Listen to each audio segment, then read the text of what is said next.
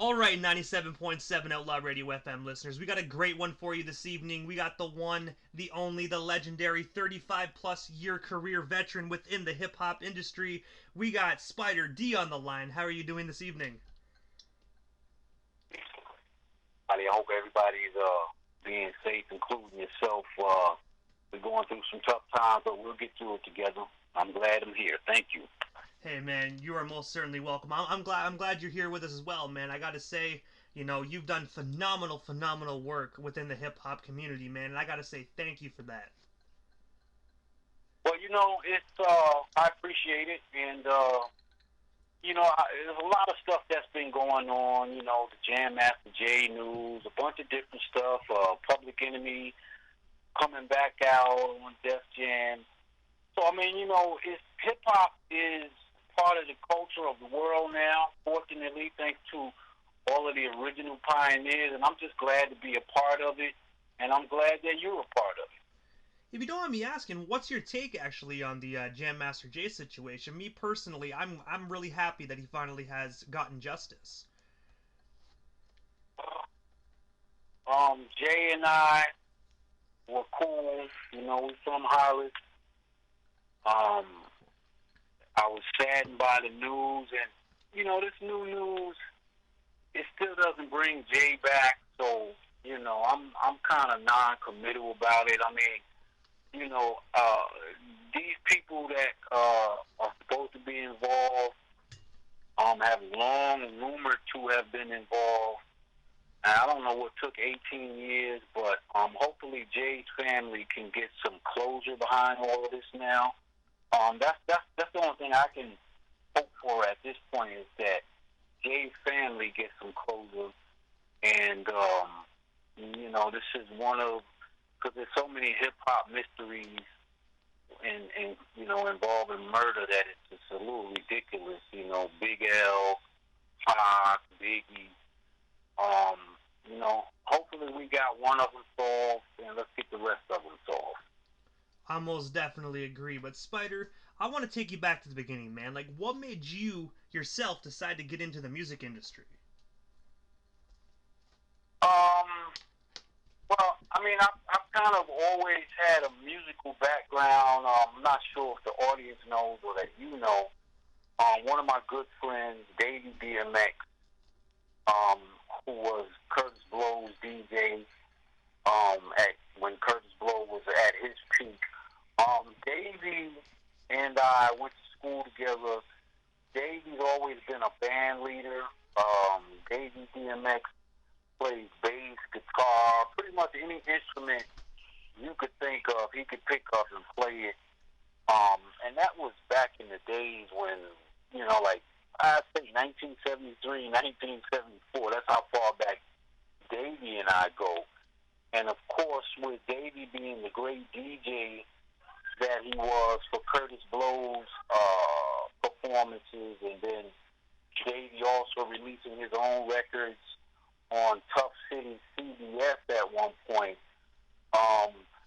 Davey D has been kind of my musical mentor, friend, buddy since we went our early teens. So that kind of, I won't say got me started, but that kind of background when I did decide to get started again was very influential in me. I think I was 18, 19 when I wrote my first raps. So it's been an evolution. I'm what you call a second generation rapper.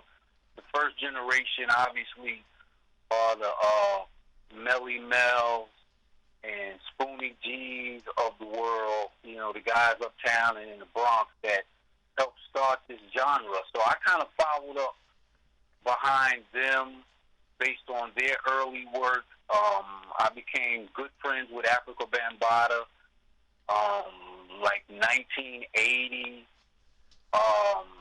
So, it's been an evolution. It's been one step to another for me as a person from Hollis, Queens. And again, the Bronx, Manhattan, always always gets the credit, and rightfully so, for initiating hip hop to the point where it's at now. And so, I've kind of followed up on their coattails and made my own little niche in the game. And also, in the year 1983, Russell Simmons became your manager and mentor. I have to ask you, how did you get connected with Russell Simmons? And of course, what was it like working with him? Because, throughout the years after that, like, he really turned into, like, really, really some big things with Def Jam recordings. Well, again, it goes back to just where I'm from. Russell is a couple of years older than me, so when I entered junior high school 109 in Queens Village in the 7th grade, Davey DMX and I were in the 7th grade, and Russell was in the 9th grade. And so that's always been the common thread, was Davey and my relationship, and along with Russell going to the same school with us back in the days. And, none of us knew, Russell was always a party promoter and stuff of that nature, but none of us knew that he was going to start Rush Management and manage Curtis Blow, Orange Crust, Jimmy Spicer, and then me. That's the order. That's the original Rush Productions crew. And, of course, Orange Crust was featuring the great Larry Smith, who produced the Run DMC classic. Larry and I became very good friends. So, it's Hollis, and growing up where we grew up at in Hollis, Queens, had a lot to do, and again, none of us knew this then, but had a lot to do with where and how hip-hop got shaped. We were all just doing what we like to do. We didn't know that we were instigating or creating a worldwide phenomenon. We just were doing what we like to do. And I have to ask, when you said no one really knew that Russell Simmons was going to do the stuff he did, if you don't mind me asking, like, when you were working with Russell, did you ever have, like, that feeling like, yo, man, this guy is going to be one of the biggest things within the hip-hop culture? Yeah, I did. And it was because, when Russell finally did his label deal for Def Jam, that was the deal he would not take unless it was what they made it. I used to sit up in the office with Russell, and I would hear Russell turn down deal after deal. And I used to ask him, yo, dude, are you crazy? Because a lot of the stuff that he was being offered, nobody else had been offered it. He still turned it down because it wasn't what he was expecting or wanted to do it the way he really felt like it needed to be done.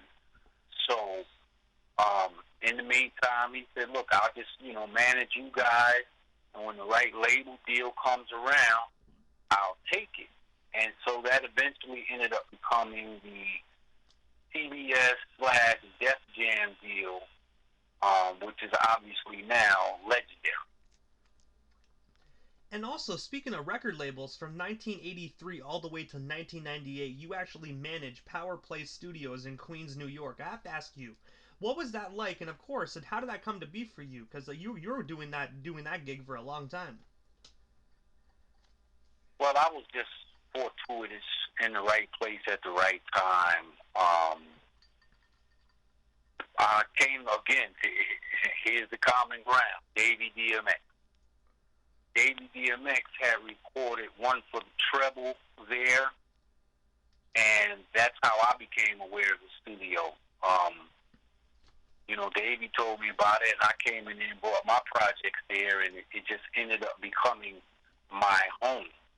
As a producer, as an artist, and later on as studio manager. And, it's just one of those things, the way it worked out. I wasn't necessarily looking for a home as a recording studio, but I had recorded in so many different studios around the country, that was a good thing to have a home where I could hone my craft, and at the same time, they were helping me because they taught me.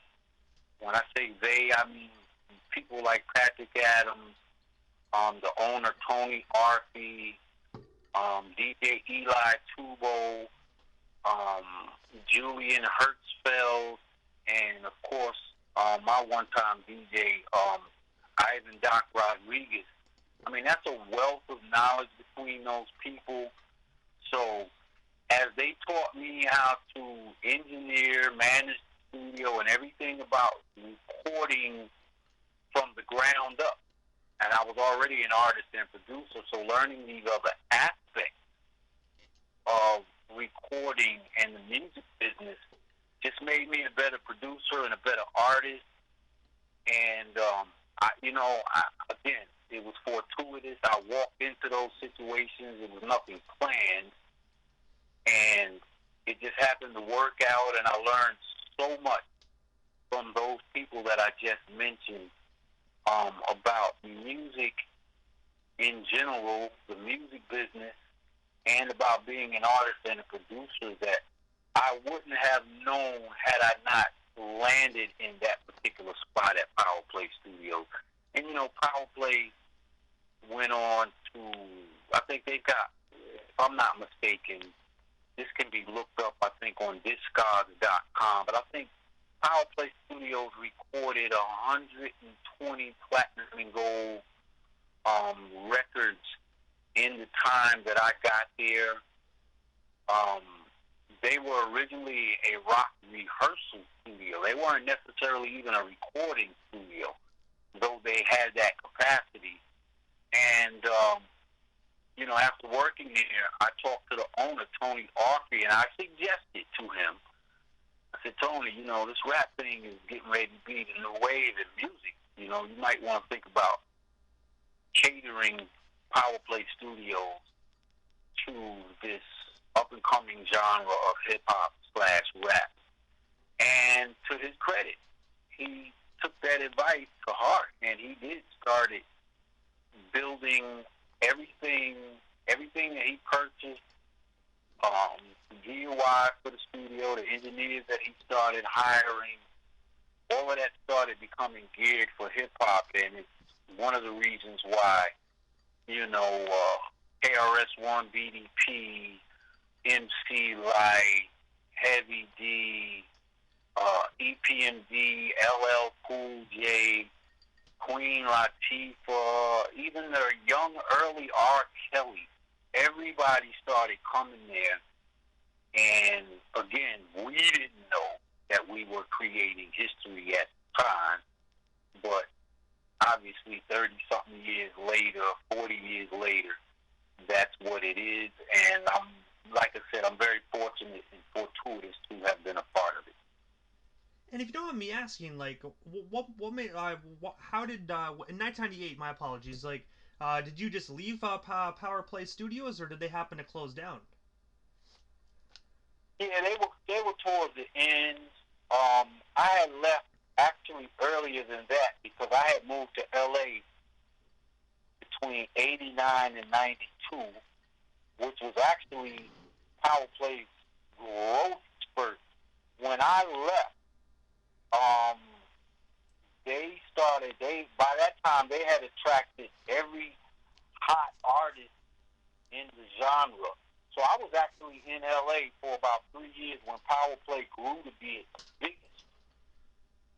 When I got back to New York from LA in I think it was March or April of '92, obviously I went back to there because that was my roots, and Tony made me the studio manager because he knew, I knew all the ropes and everything dealing with labels, artists, producers, and the studio. There's a chain there. So, and I knew that whole chain. So he put me in charge of it, and by then they had blown up,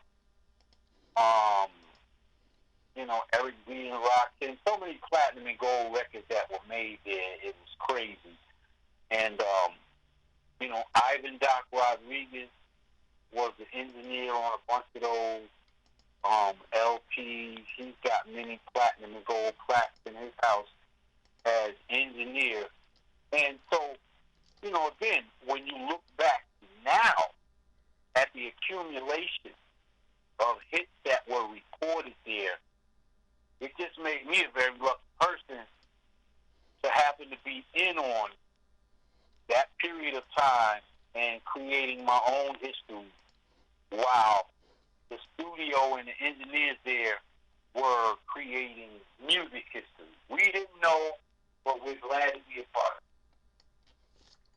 it. And also, from 1989 to 1992, you actually worked with KDay AM's Greg Mack. I have to ask you, how did you get connected with Greg Mack? Well, that was actually through Curtis Harmon, who used to do the Mixmaster dance party that was featured on the weekend, almost like a Mr. Magic Marley Marl Rap Attack type of situation that Curtis Harmon had on KDay. And so that was my introduction to KDay. And, actually, before I knew, because actually Greg Mack does predate my relationship with Curtis Harmon. But I knew Greg Mack through when Sparky and I, Sparky D, used to come out to promote her music with KDay, which was the first hip-hop station in the country, all hip-hop all the time. And that was my introduction to Greg Mack was actually when I came out with Sparky when she had her Roxanne Shante disc records, Roxanne You're Through. When that came out was when we first met Greg Mack coming out to KDAY 1580 AM. And I have to say, Greg Mack is a phenomenal individual. I've had the opportunity to interview him, and he, in my personal opinion, probably one of the best radio personalities to ever do it. To me, he doesn't get enough credit. Greg Mack is huge. His influence as a disc jockey is huge because he changed the culture for all genres.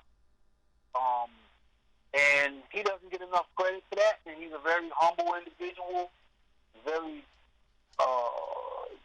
laid back individual. But I mean, if he wanted to brag, he would have a lot to boast about because his influence is huge in music in general, but hip hop specifically. I most definitely agree. Like, for instance, he also helped put a lot of individuals on the map by giving them a chance. For instance, and Eazy-E and NWA, he was the first person to actually break Boys in the Hood. Absolutely, and he introduced me. The only one I ever met out of them was MC Ren, but it was Greg Mack that introduced me.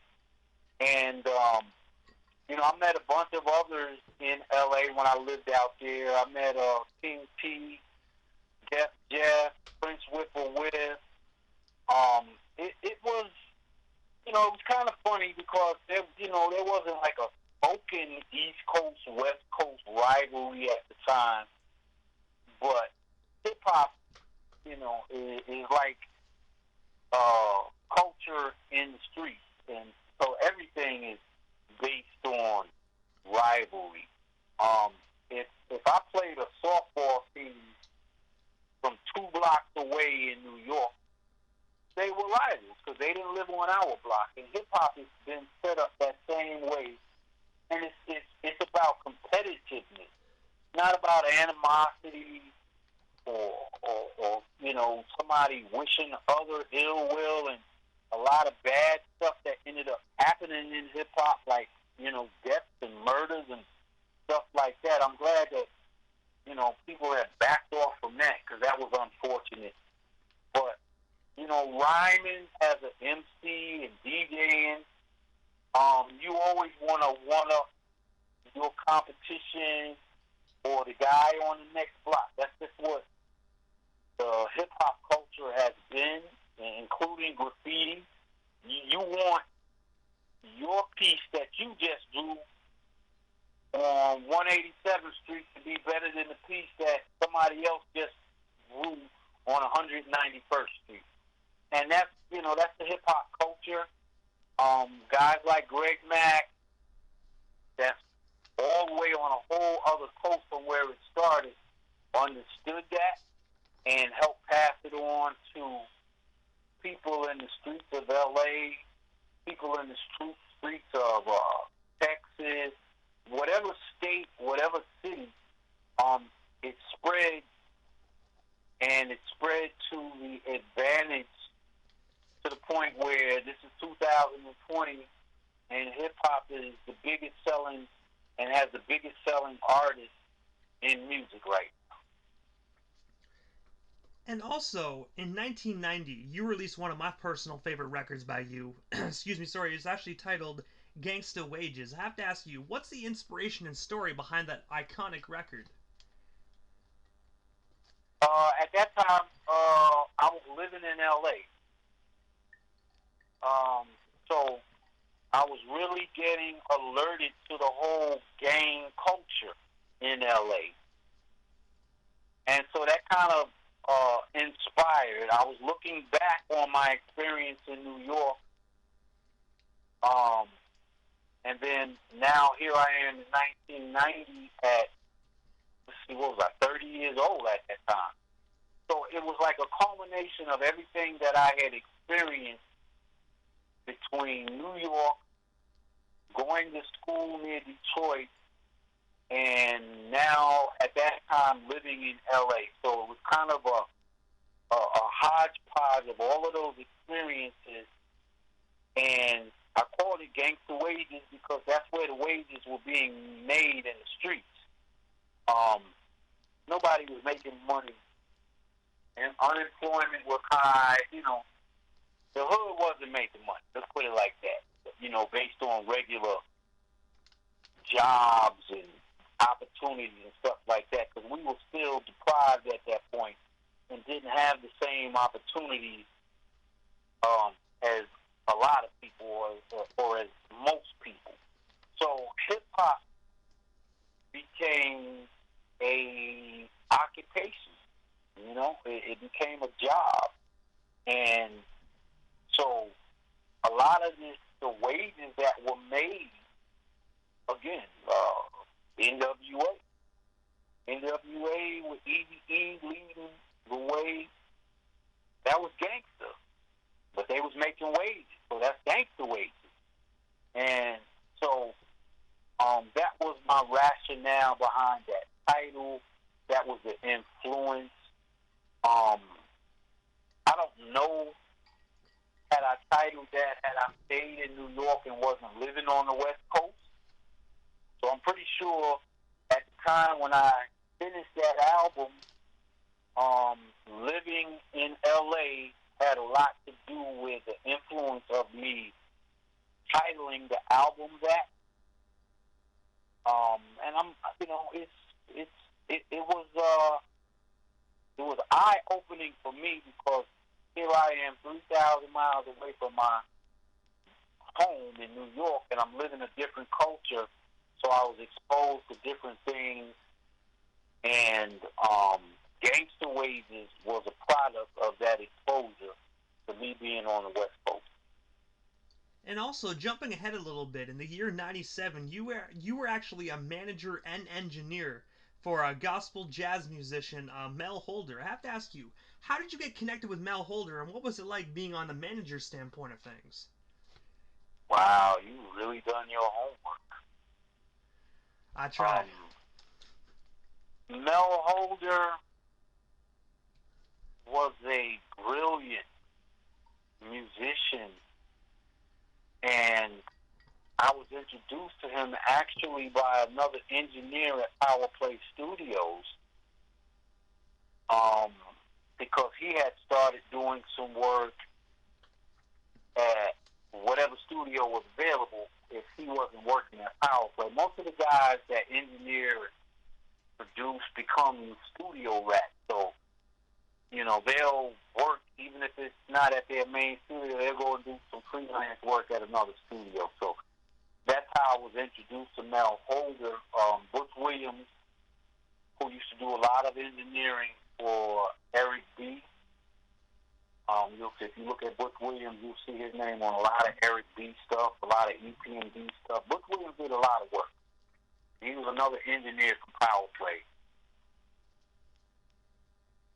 I'm not sure how he met Mel Holder, but he introduced me to Mel Holder, or he told Mel Holder about me. Mel Holder came to Power Play one day, and that's where I actually met him. I actually met him at Power Play, and he was telling me about his studio and if I ever wanted to freelance. And, you know, I didn't know a lot about him, but it turns out he was a great saxophonist and into spiritual music, which was something that I hadn't really delved into yet.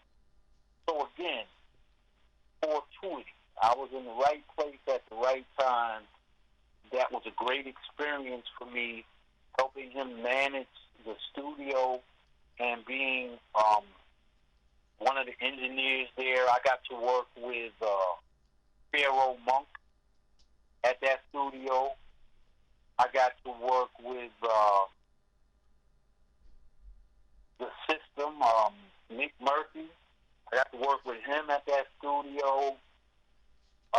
So, you know, again, almost every experience that I have been through in the music business has been about being in the right place at the right time and having people that I respected and that respected me to be able to interact with them.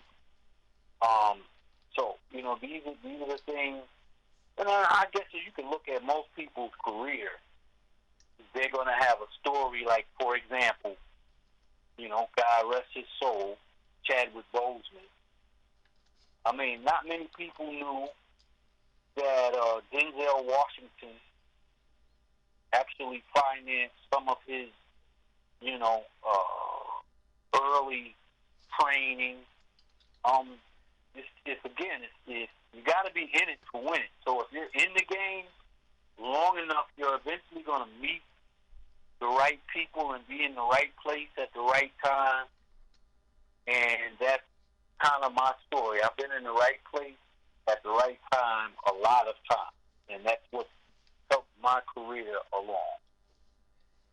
And also in 2005, you know, coming from a big basketball fan myself, you actually became the owner of an American Basketball Association franchise titled the Charlotte Crunk. I have to ask you, how did that come to be for you? And of course, like, you know, do you still currently, you know, like own the Charlotte Crunk today? Well, I mean, starting back in 2005, first of all, basketball had been my life growing up before I got into music. So it was always near and dear to my heart. At 5'9" and with bad knees, I obviously wasn't going to make the pros. So what I did was, as I accumulated finances through the music business and hip hop,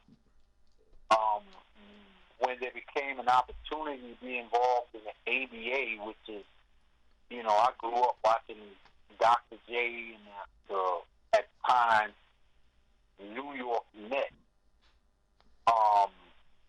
You know, it was just, you know, the red, white, and blue.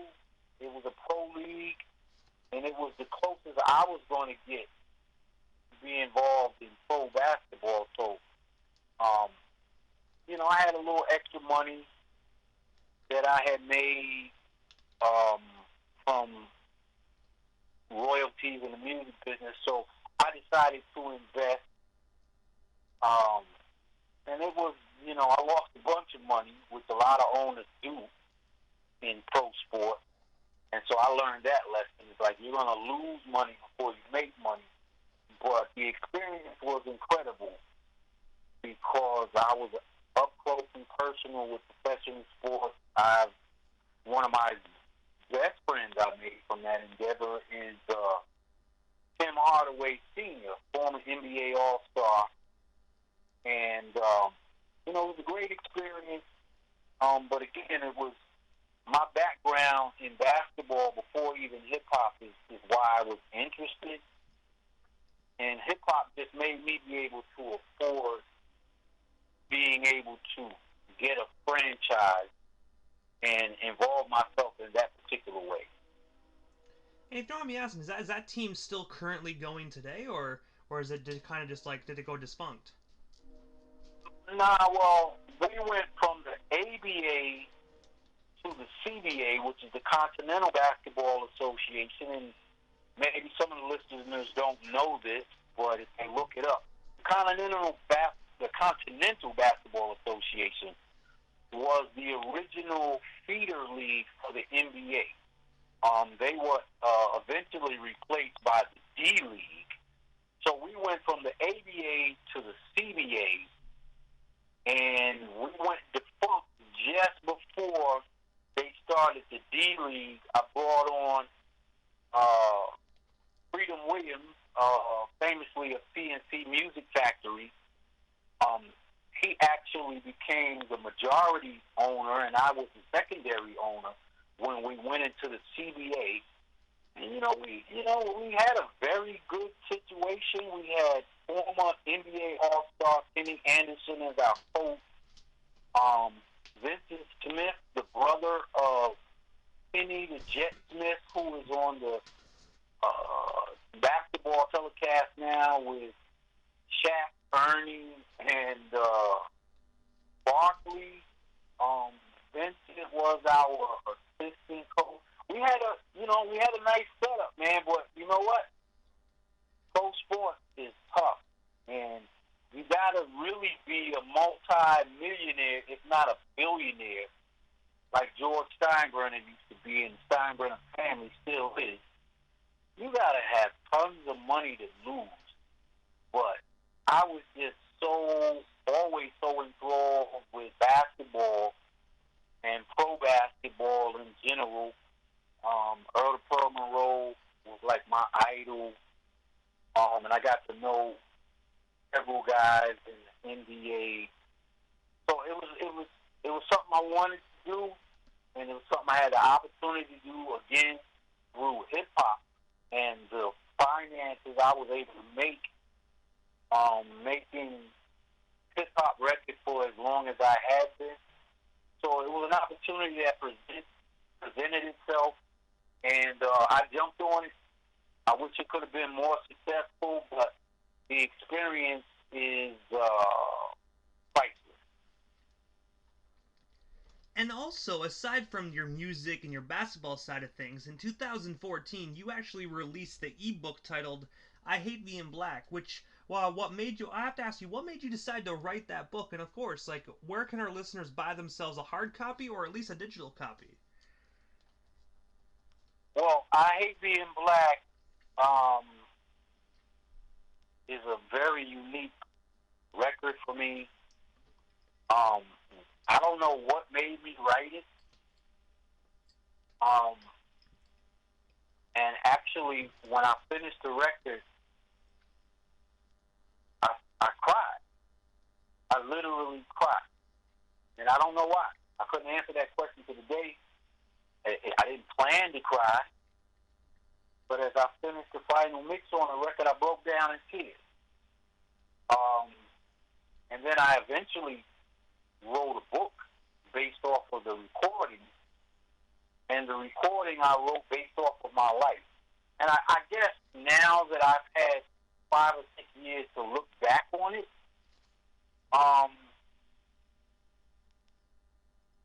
experience what we've been going through as a race for so long in America. I was just giving my little piece of it. And as proud as I am of being black, I don't love, in fact, I hate what we've had to go through and what we're continuing to go through. There's no reason that Breonna Taylor should be dead right now. The only reason why she's dead is because she was black. And That's what I hate about being black. It's like we can't hide that. When we walk out the house, you see the color of my skin. I can't hide it. But there's a target on our back and has been forever. I mean, we can go way back to we were brought over here as slaves.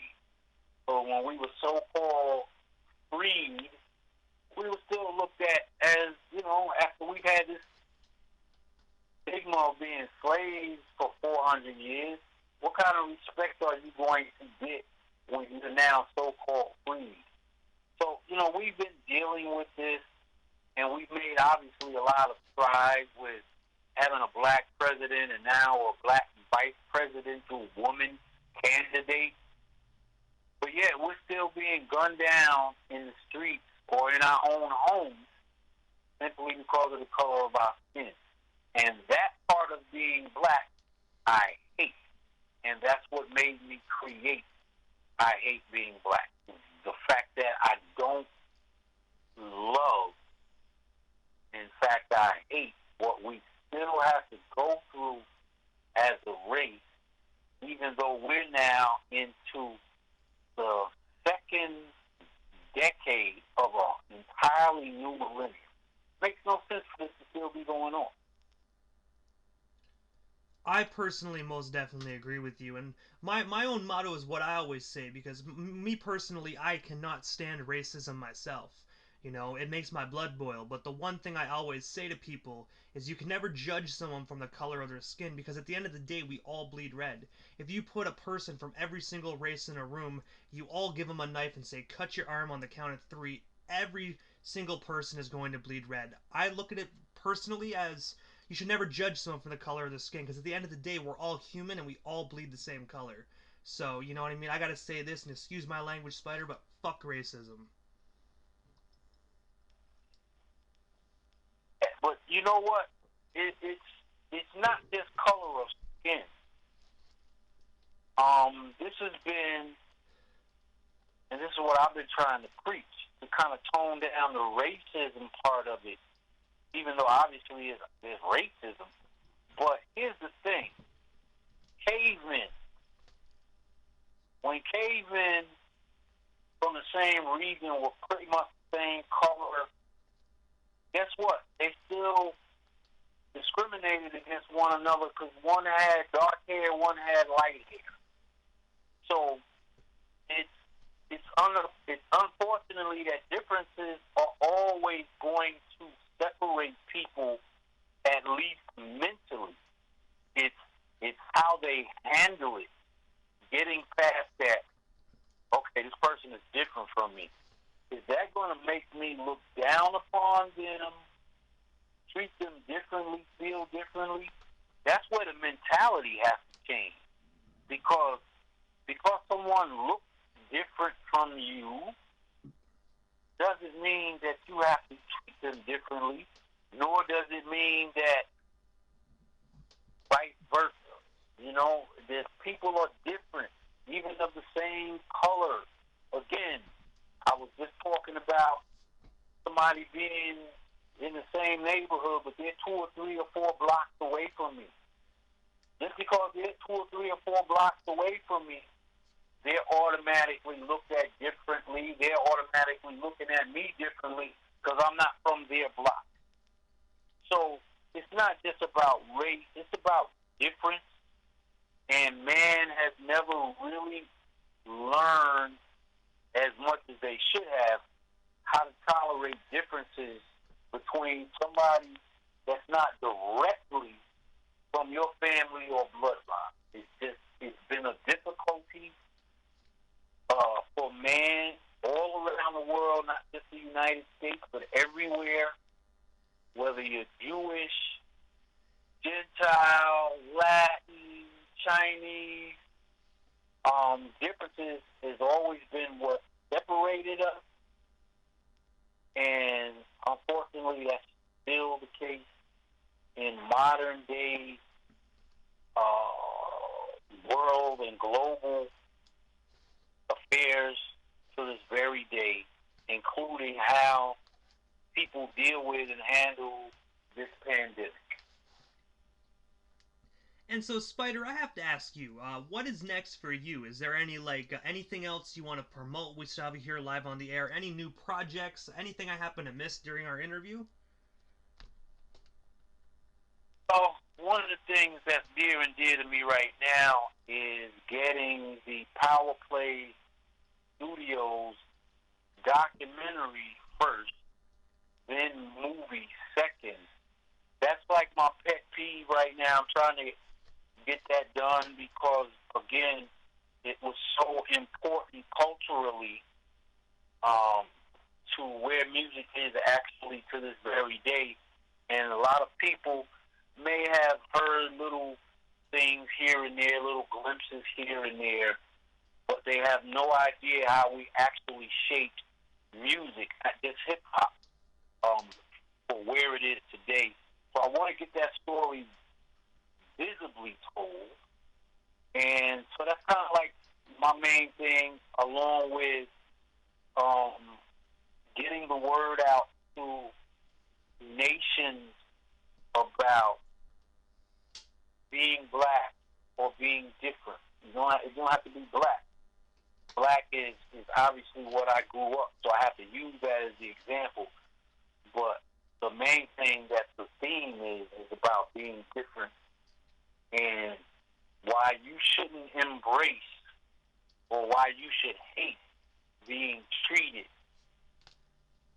differently because of the color of your skin, your sexual orientation, your religion. None of that should matter because, like you said, we're all people. We all bleed red blood. There's no difference between us other than the ones that are placed there with labels and colors. So that's my thing now. As an elder statesman, I'm trying to bring, and I've always been trying to bring people together from the minute I started my career. But now that I'm older, I know how to do that better, or I have a better attack for that. So that's what I'm trying to do, man. I'm trying to bring people together. And, of course, music is always the healer and always brings people together. So I'm just trying to do it through music, as I've always done, and now through being an author and writing things that people can, aspire to learn from. And so, Spyder, this is the time in the interview right before I wrap things up that I give a chance for the individual that comes on the radio station, just a chance to give shout-outs to whomever they want to give shout-outs to. And if you can you provide your social media handles? That way our listeners can follow you and everything Spyder D if they're not already doing so. But you are the legendary Spyder D, so if they're listening to 97.7 Outlaw Radio, I truthfully hope they're already following you.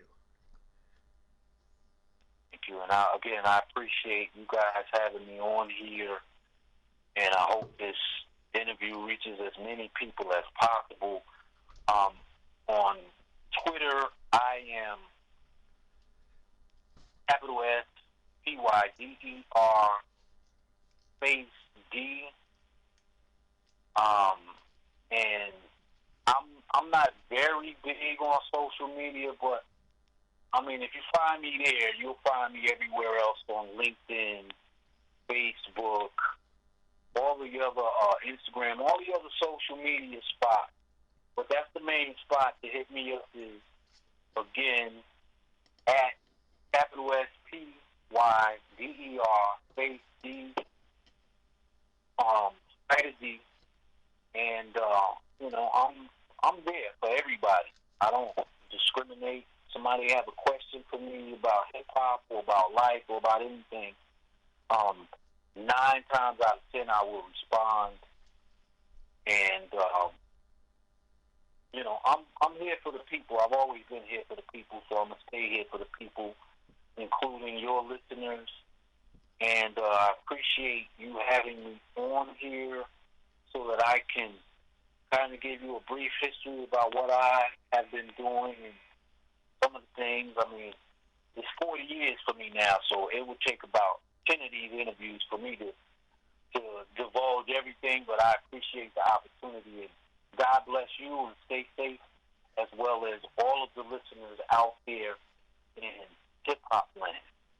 I most definitely agree. You know, myself and my editor, we were actually gathering some questions for you, and you know, and it was hard to pick through them because you have such an extensive history within the hip hop culture. So, anytime you want to come back on, you know what I mean, we most definitely will have some great questions for you that we could talk about. So, anytime you're ready, we have each other on Facebook. We're connected, so don't hesitate to reach out. The legendary Spyder D is always welcome on 97.7 Outlaw Radio FM. Peace and grace. Love you, fam. Most definitely. Have yourself a great night, and most definitely stay safe out there, man. And we most definitely shall talk soon. Okay, one.